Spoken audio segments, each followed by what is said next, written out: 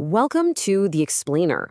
Today, we are sinking our teeth into the intense, twisty, and just emotionally devastating world of the Korean mystery thriller, The Price of Confession. So get this for a premise.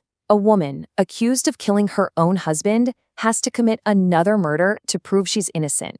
Right from the jump, it just throws you into this insane web of secrets and lies, and you're already questioning what's real and what's not.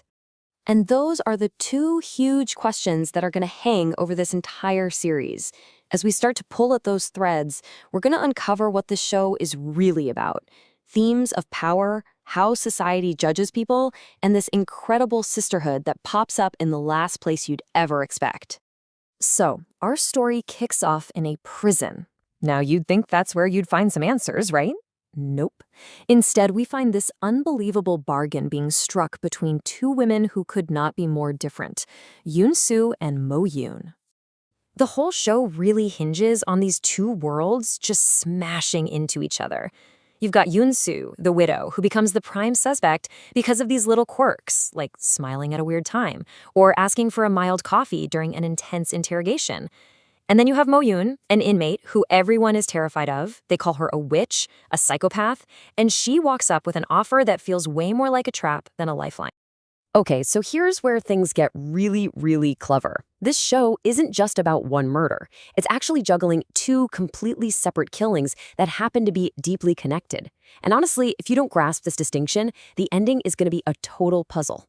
For a huge chunk of the series, you're meant to believe that the scary hooded figure is Mo-eun, but that is a classic misdirection.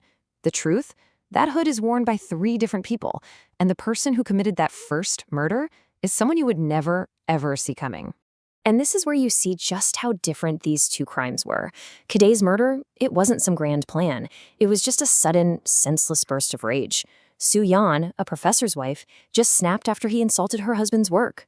But Mo-young's motive, that was born from years of pain, a cold, calculated revenge against a rich couple who helped their criminal son get away with driving her sister to suicide.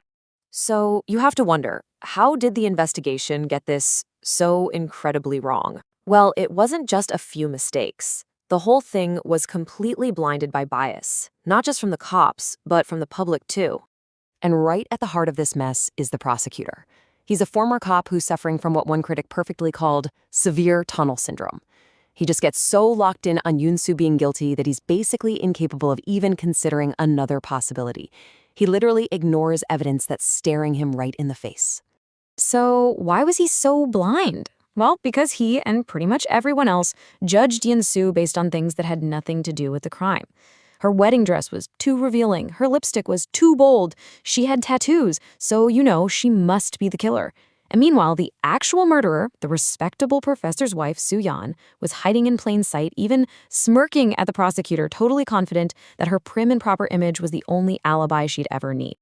But, you know, beyond all the crime and the mystery, the real heart of this show is this unexpected, totally genuine bond that forms between Yoon-soo and Mo-eun. And it's a bond that's going to cost them everything. And here is where we get a huge reveal. Mo-eun isn't really a psychopath. That's just an act, a mask she wears. Her real name is Kang So-hae. She took the name Mo-eun from her friend, Momo, who was dying. It was a persona that gave her the anonymity and, frankly, the guts to go after the people who wronged her family. And that pink watch she wears becomes this really powerful symbol. It actually belonged to Momo, and it represents this promise of friendship and sacrifice from So-hae's past. It's a debt she feels like she has to carry. So while the pink watch is about friendship, it's a totally different watch that ends up being the key piece of evidence. The matching watches that Soo-yeon and her husband bought, that's the clue everyone overlooked. The one thing that could have put Soo-yeon at the scene of the crime from day one. This all leads up to a just absolutely heartbreaking finale. Yoon-soo starts to see the real person behind Mo Voisin's act, and they form this true sisterly connection. But then the prosecutor, who's just desperate to close the case, decides he's going to frame Yoon-soo for both murders.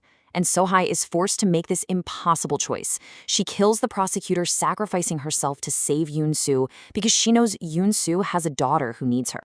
And in this devastating, poetic, full-circle moment, So Hai dies in Yoon-soo's lap in the exact same way her husband did back in the very first episode.